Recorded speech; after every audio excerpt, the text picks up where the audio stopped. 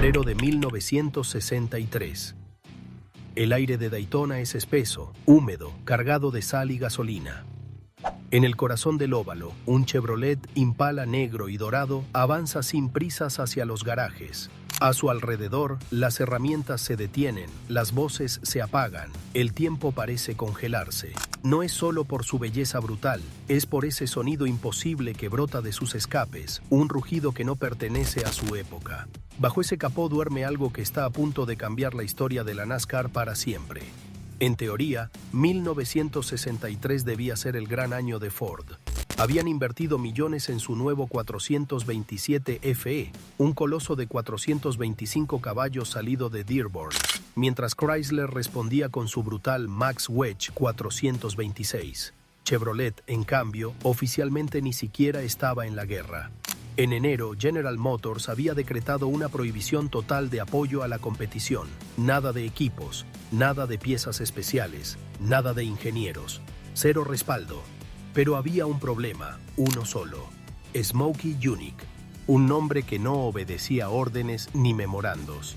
Dicen que leyó aquella prohibición, encendió su cigarro con ella y siguió trabajando. Smokey no era un ingeniero convencional, era un anarquista de la mecánica, autodidacta, expulsado del sistema, pero con un talento que superaba al de muchos doctores en ingeniería. Su taller en Daytona Beach no era un taller, era un laboratorio clandestino donde la física entraba a negociar. Y casi siempre perdía. Para NASCAR, el reglamento era sagrado. Para él, apenas una sugerencia. Lo decía sin vergüenza. Todos los demás hacían trampa. Yo solo creaba.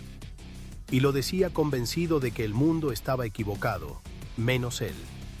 El Daytona 500 de 1963 se presentaba como un recital privado para Ford. Sus nuevos Galaxy 500 con el 427 FE habían dominado los entrenamientos sin piedad. Fred Lorenzen había plantado la pole con 160,43 millas por hora. Dan Gurney, Fireball Roberts, Tiny Lund. Todos los nombres grandes, todos los favoritos, todos los temidos, montaban Ford. En los corrillos del paddock se repetía la profecía como un mantra. Un Chevrolet no podrá ni siquiera mantenerse en la vuelta del líder. Ganar, simplemente, ni se contemplaba. Hasta que el Impala de Junior Johnson destrozó esa narrativa antes incluso de que la bandera verde tuviera oportunidad de ondear. Visualiza el momento de la clasificación. La temperatura ambiente roza los 26 grados. La humedad ronda el 60%. El típico febrero de Florida, denso, pegajoso, donde el sudor aparece incluso antes de moverse. El asfalto del óvalo quema a más de 35 grados. Junior se sienta, ajusta el casco, gira la llave, y el sonido vuelve a golpear a todos, como una bofetada sónica. No es el ralentí torpe de un Big Block normal. No tiembla como un animal cansado. Respira como un depredador hambriento. Suena fino, profundo, afilado. Una mezcla imposible entre turbina y tormenta eléctrica. El coche rueda hacia la pista. Primera vuelta, 164,083 millas por hora. En el box de Ford caen portapapeles como si alguien hubiese disparado al techo. Segunda vuelta, 165,183 millas por hora. La gente corre hacia la valla. Nadie quiere perderse eso. Promedio de 2 vueltas, 164,663. De golpe, la zona de boxes queda sumida en un silencio casi religioso. Eso no es solo rápido, eso es 4 millas por hora más veloz que la pole previa. En el lenguaje de 1963, eso equivale a llegar a una pelea de cuchillos con una bomba nuclear táctica escondida en el bolsillo. Entonces cae la jauría. Los inspectores técnicos rodean el Impala como langostas sobre un campo de trigo recién nacido. Miden todo, 2 veces, 3 veces, cada tuerca, cada ángulo, cada cota. El motor marca 427 pulgadas cúbicas exactas, como exige el reglamento. La relación de compresión entra en tolerancia. El árbol de levas parece legal. El carburador Holley de 4 gargantas aparenta ser de serie. Todo está correcto. Todo está dentro de norma. Y entonces la pregunta flota en el aire como un desafío venenoso. ¿Dónde diablos está el truco de Smokey? Para comprenderlo, hay que detenerse en lo esencial, en algo que muchos olvidan incluso hoy. Un motor no es magia, es una bomba de aire. Aspira aire y combustible, los comprime, los enciende, y la explosión empuja el pistón. Cuanto más aire entra, más combustible se quema. Cuanto más combustible se quema, más potencia se obtiene. En 1963 todos perseguían ese aire extra por las mismas rutas. Válvulas más grandes, compresión más alta, árboles de levas cada vez más agresivos. Pero esas rutas tenían muros infranqueables. Las válvulas solo podían crecer hasta chocar con el pistón. La compresión solo podía elevarse hasta provocar detonación espontánea. Los perfiles de leva solo podían radicalizarse hasta que el ralentí se volviera ingobernable. Todos chocaban con los mismos límites. Smokey no empujó, Smokey los atravesó. Todo empezaba en la pieza más subestimada, el múltiple de admisión, la autopista interna que lleva aire y combustible a cada cilindro. En un Chevrolet 427 estándar, los conductos medían 1,94 pulgadas de diámetro y 7 de longitud. El de Smokey, idéntico por fuera, ocultaba un universo dentro. Soldó y mecanizó los conductos desde cero, aumentando su diámetro a 2,19 pulgadas y alargándolos a 11 pulgadas y media. Parecía imposible, pero la física estaba de su lado. Explotó la sintonización por resonancia, el efecto RAM, donde la columna de aire rebota y empuja más mezcla al abrirse la válvula. Mientras los colectores de serie rendían a 4.500 revoluciones por minuto, los de Smokey alcanzaban su clímax a 6.800, justo donde Junior Johnson viviría la carrera. El Mystery Motor guardaba más secretos. Mientras Ford y Chrysler usaban cámaras en cuña, Chevrolet creó el diseño Semi-Hemi o Porcupine, con válvulas inclinadas y bujía centrada, permitiendo gigantescas válvulas y un remolino brutal en la mezcla para una combustión más rápida y violenta. Smokey lo llevó al límite, esculpiendo a mano los asientos de válvula, elevando y ensanchando los puertos apenas unas centésimas, invisibles al ojo, pero devastadores en el banco de flujo. El árbol de levas también era único, limitado en altura por reglamento, pero abierto con un latigazo brutal, no suavemente como los demás. En lugar de abrir suave y cerrar con cortesía, sus válvulas se abrían de golpe, permanecían abiertas más tiempo y se cerraban de forma brutal.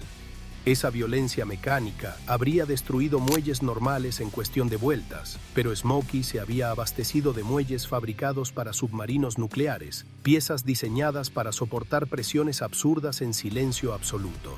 Encajaban a la perfección con su demencial perfil de leva. Las bielas no eran de serie. Forjadas en acero aeronáutico, granalladas para eliminar tensiones internas, eran mucho más ligeras que las originales. A 6.800 revoluciones por minuto, esa simple reducción de masa alternante ya liberaba caballos que otros solo podían soñar. Cada biela estaba equilibrada con una tolerancia microscópica. Smokey centrifugaba cada una a 10.000 revoluciones por minuto para detectar microfisuras. Una de cada muchas fallaba. Esas iban directas a la basura. Solo sobrevivían las absolutamente perfectas. Los pistones también vivían al borde del abismo, forjados en aleaciones extremas, con una compresión que rozaba el límite de la autodestrucción. Tenían además una geometría diseñada para crear zonas de aplastamiento de la mezcla, las famosas squish zones. Cuando el pistón alcanzaba el punto muerto superior, esa mezcla era comprimida violentamente hacia la bujía, creando turbulencia extrema y una combustión furiosa. Eso permitía más avance de encendido sin detonación. Más avance significaba más potencia, siempre más potencia. Cuando se habla del encendido, la locura ascendía a otro peldaño. Smokey eliminó el distribuidor convencional y lo sustituyó por un magneto de aviación extraído de un motor radial de combate. Mientras sus rivales se movían en márgenes prudentes de avance, él podía utilizar cifras imposibles con una chispa brutalmente más estable, capaz de encender mezclas salvajes bajo presiones salvajes. El sistema de escape, por su parte, era una escultura de dinámica de gases. Los silenciadores, obligatorios por reglamento, Eran en realidad tubos perforados ocultos dentro de carcasas falsas. Apenas restringían el flujo. Los colectores estaban afinados con longitudes idénticas al milímetro, calculadas para crear zonas de baja presión que literalmente aspiraban los gases fuera del cilindro. Y entonces, cuando todas esas piezas imposibles se unieron, Smokey encendió aquel monstruo en su banco de pruebas. Las cifras que arrojó el dinamómetro rozaban la ciencia ficción. Donde un 427 de fábrica entregaba poco más de 425 caballos, su creación superaba con holgura los 540. No con sobrealimentación, no con óxido nitroso, solo con aire, gasolina y un entendimiento casi sobrenatural de la física. Aquello no era solo un motor potente, era una declaración de intenciones, era una bofetada a toda la industria. El día de la carrera, las instrucciones a Junior fueron quirúrgicas. Mantén el motor por debajo de cierto régimen durante las primeras vueltas. Deja que el aceite estabilice. Después puedes soltarlo, pero no cruces cierto umbral, salvo que sea para el liderato. Ese motor podía sostener aquel infierno durante apenas decenas de segundos continuos. Había que usar esos segundos como si fueran oro líquido. Y Junior entendía la mecánica como un músico entiende su instrumento. Podía oír una detonación donde otros solo escuchaban viento. Podía sentir un cojinete enfermo horas antes de que muriera. Durante las primeras vueltas fue conservador. Dejó que los Ford marcaran el ritmo. En los boxes rivales comenzaron a relajarse. Quizá aquello de la clasificación había sido solo un golpe de suerte, una alineación improbable de factores. Hasta que llegó el momento. Entrada en la curva 1. En lugar de levantar donde todos levantaban, Junior mantuvo el acelerador soldado al fondo. El tacómetro cruzó las 6.500, rozó las 7.000. El Impala salió disparado hacia la recta trasera como un proyectil balístico. El tiempo por vuelta cayó como una guillotina. En los boxes de Ford hicieron cálculos febriles y no les gustó en absoluto lo que vieron. Aquel motor, pese a entregar más de 100 caballos extra, consumía menos combustible a velocidad de carrera. Mejor atomización, combustión más completa, menores pérdidas por bombeo. Mientras los Ford tenían que detenerse cada cierto número de vueltas, el Impala podía estirar más. Y entonces la carrera se transformó en una lección magistral de ajedrez a 270 por hora. Cada vez que los rivales entraban a boxes, Junior apretaba el gatillo y ganaba segundos como quien roba monedas a plena luz del día. Cuando él finalmente paraba, entraba con una ventaja obscena. Pero no fue solo velocidad, fue fiabilidad absoluta. Mientras motores rivales reventaban bielas contra el asfalto, mientras la presión de aceite se desplomaba en coches que habían nacido para ganar, aquel 427 seguía respirando como un animal eterno. La temperatura se mantenía dócil, la presión de aceite, clavada, las bujías al final parecían casi nuevas. La victoria llegó con una ventaja humillante. No fue una victoria, fue una ejecución pública. Las consecuencias no tardaron. Directivos enfurecidos exigieron desmontar el motor pieza por pieza. Se hizo. Todo era legal, técnicamente. Bill France miró aquel múltiple con sus propios ojos. Lo radiografió en un hospital local. Las modificaciones internas eran evidentes, pero el reglamento no prohibía alterar los conductos mientras las dimensiones externas fueran correctas. Ford habló de retirar su apoyo. Chrysler habló del espíritu de las reglas. Smokey encendió otro cigarro y sentenció que si no te gustan las reglas, escribas otras mejores. Y así lo hicieron. Llegaron nuevas páginas de reglamento como ladrillos cayendo del cielo. Prohibiciones nuevas, medidas nuevas, cláusulas que permitían confiscar cualquier pieza que otorgara ventaja, incluso si era legal sobre el papel.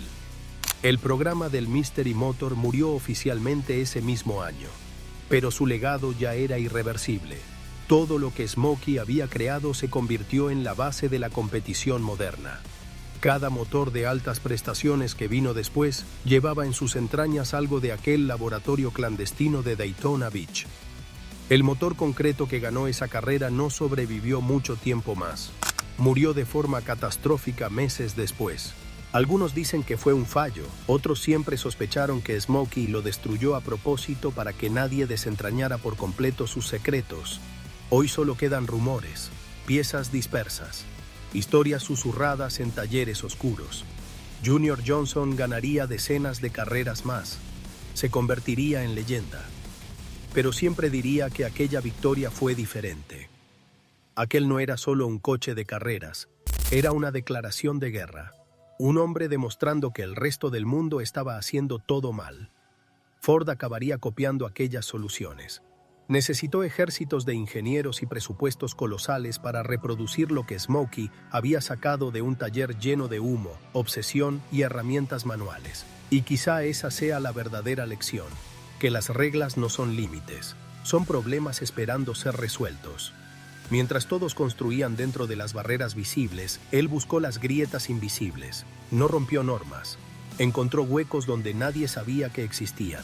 En la NASCAR moderna, con motores sellados y piezas estándar, ese tipo de genialidad es imposible. Las carreras son más parejas, sí, pero nunca volveremos a ver a un solo hombre, con una amoladora en la mano, humillar a una industria entera.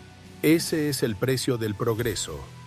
Porque aquel domingo de febrero de 1963, un mecánico con una idea extraña logró que los mayores fabricantes de Estados Unidos parecieran simples aficionados.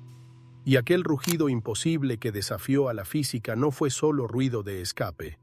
Fue el sonido de la sabiduría convencional rompiéndose a 7000 revoluciones por minuto. Fue la voz de alguien que se negó a aceptar que las cosas debían hacerse de cierta manera, solo porque siempre se habían hecho así. Y quizá eso sea lo que realmente hemos perdido, no solo el salvaje oeste de la NASCAR, sino la fe en que una sola persona, con una idea distinta, todavía puede cambiarlo todo. Y sí, en 1963 él también tenía su propio banco de pruebas. No uno comprado, no uno certificado por ninguna institución, no uno salido de un catálogo industrial. Era un monstruo ensamblado con piezas prestadas, rescatadas de contratistas de la industria aeroespacial, viejos dinamómetros militares, sensores de presión de aviones dados de baja y electrónica que jamás fue diseñada para un simple motor de stock car. Aquello no parecía un taller, parecía un refugio clandestino para experimentos prohibidos.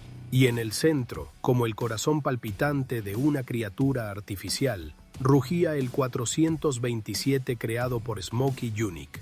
En los papeles, aquel bloque misterioso rendía 425 caballos de fuerza a 5.800 revoluciones por minuto y unos 460 libras, pie de par a 4.200. Era lo que esperaba la industria, lo que decían las fichas técnicas, lo que tranquilizaba a burócratas y ejecutivos. Era la cifra que mantenía las aguas en calma. Pero el motor que salía del garaje de Yunick no vivía en los papeles. Vivía al filo de la física, en una zona donde las reglas eran solo un punto de partida, no un límite. En el dinamómetro, completamente afinado, aquel 427 entregó 548 caballos de fuerza a 6.800 revoluciones por minuto y 515 libras pie de par a 5.200 revoluciones por minuto. No hay errores en esas cifras. En una época en la que rozar el caballo por pulgada cúbica ya era una fantasía técnica, aquel demonio aspirado alcanzaba 1,28 caballos por pulgada cúbica sin sobrealimentación, sin óxido nitroso, sin ayudas externas visibles. Para comprender la dimensión de este logro, basta con mirar al presente. Incluso un supermuscle moderno con compresor y electrónica avanzada apenas supera ese rendimiento específico. Yunick lo había conseguido 6 décadas antes, a puro pulmón mecánico. Pero los caballos en una hoja de dinamómetro no ganan carreras. Las gana el asfalto, el aire, la gestión del ritmo, el desgaste, el instinto. Y ahí entra el segundo protagonista de esta historia, Junior Johnson. No era solo rápido, era peligroso en el mejor sentido de la palabra. Tenía un don casi sobrenatural para escuchar lo que los motores no decían en voz alta. Donde otros oían ruido, él escuchaba advertencias. Donde otros sentían una vibración más, él detectaba una fractura invisible. Podía anticipar una avería horas antes de que ocurriera. Si decía, ese motor no suena bien, el motor se desmontaba entero y siempre aparecía algo al borde del desastre. Johnson no conducía solo con el cuerpo, conducía con los oídos, con la espalda, con la punta de los dedos, con un instinto afilado por miles de vueltas al límite. Era el único hombre capaz de llevar aquel motor hasta el filo exacto sin caer en el abismo del suicidio mecánico. El equilibrio entre destrucción y gloria pasaba literalmente por sus manos. La mañana del Daytona 500 de 1963 amaneció con un cielo limpio, una humedad pesada típicamente floridana y una tensión tan densa que parecía pegajosa en el aire. En el box, las instrucciones fueron precisas como un bisturí: mantener el motor por debajo de 6.500 revoluciones por minuto durante las primeras 50 vueltas, permitir que el aceite se estabilizara en torno a los 138 grados y solo después liberar todo el potencial, con el límite absoluto en 7.200 revoluciones por minuto durante breves ráfagas de adelantamiento. No era un consejo técnico, era una ecuación de supervivencia. La parrilla de salida era un escaparate de poderío industrial. Los Ford, con su ejército de 427 de alto rendimiento, dominaban las posiciones de honor. Los nombres pesados del momento se alineaban bajo el mismo estandarte. En los boxes de Ford Motor Company reinaba la tranquilidad de quien cree tener la batalla ganada antes de empezar. Aquello parecía una ceremonia de coronación anticipada. El Impala negro y dorado de Johnson arrancaba desde atrás como un intruso en territorio enemigo. Las primeras 50 vueltas fueron deliberadamente insípidas, tiempos estables, alrededor de 42 segundos por giro, ritmo contenido, sin ataques, sin locuras. En los boxes rivales comenzaron a relajarse. Alguno incluso sonrió. Quizá aquella clasificación había sido solo un golpe de suerte. Quizá el monstruo no era tan monstruo. Entonces llegó la vuelta 51 y con ella el inicio de la demolición. Johnson entró a la curva 1 a una velocidad aparentemente normal, pero a mitad del viraje, donde todos levantaban, él mantuvo el acelerador completamente abierto.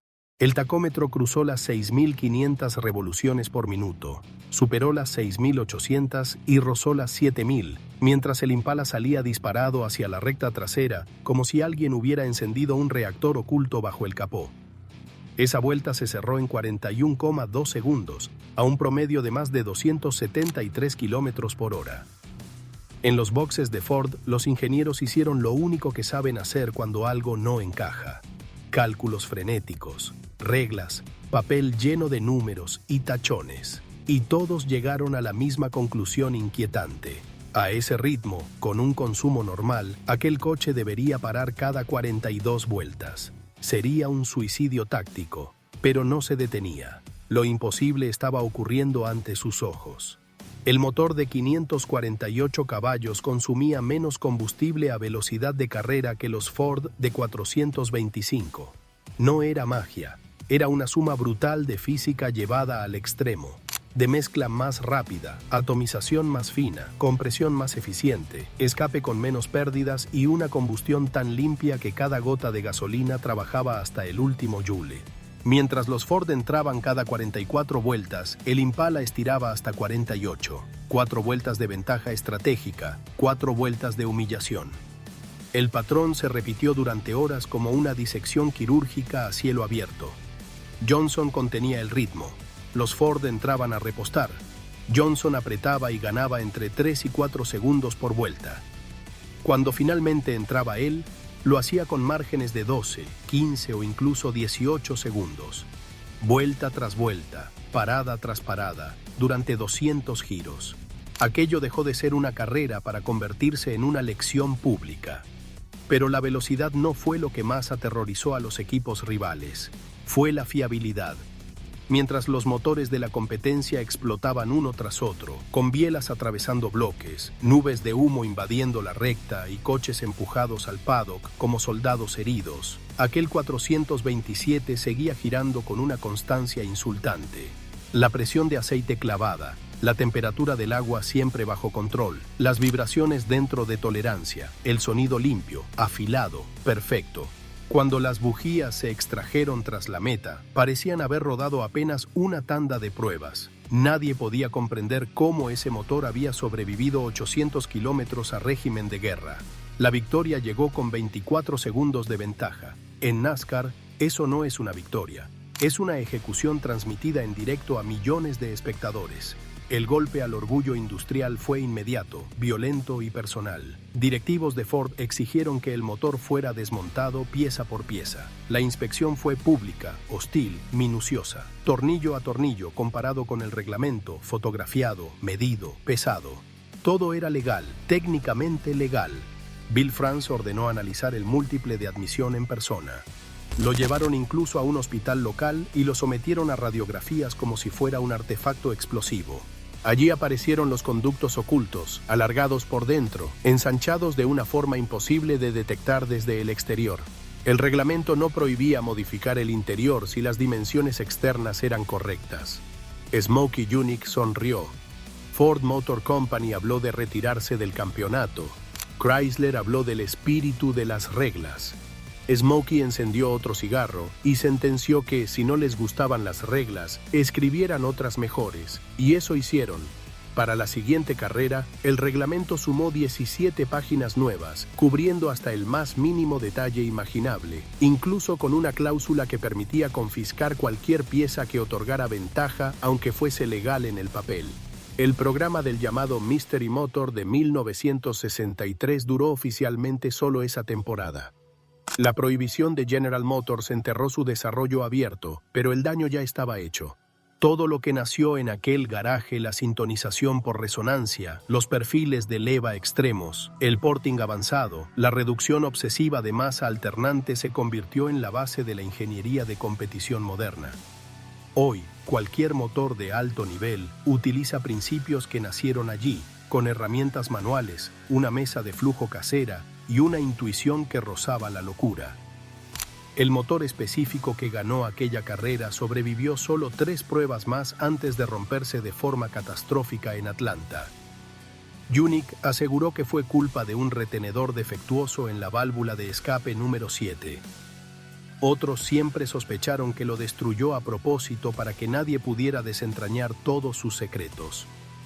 Los restos fueron oficialmente desguazados, aunque aún hoy circulan rumores de que el múltiple de admisión duerme en alguna colección privada del sur de Estados Unidos.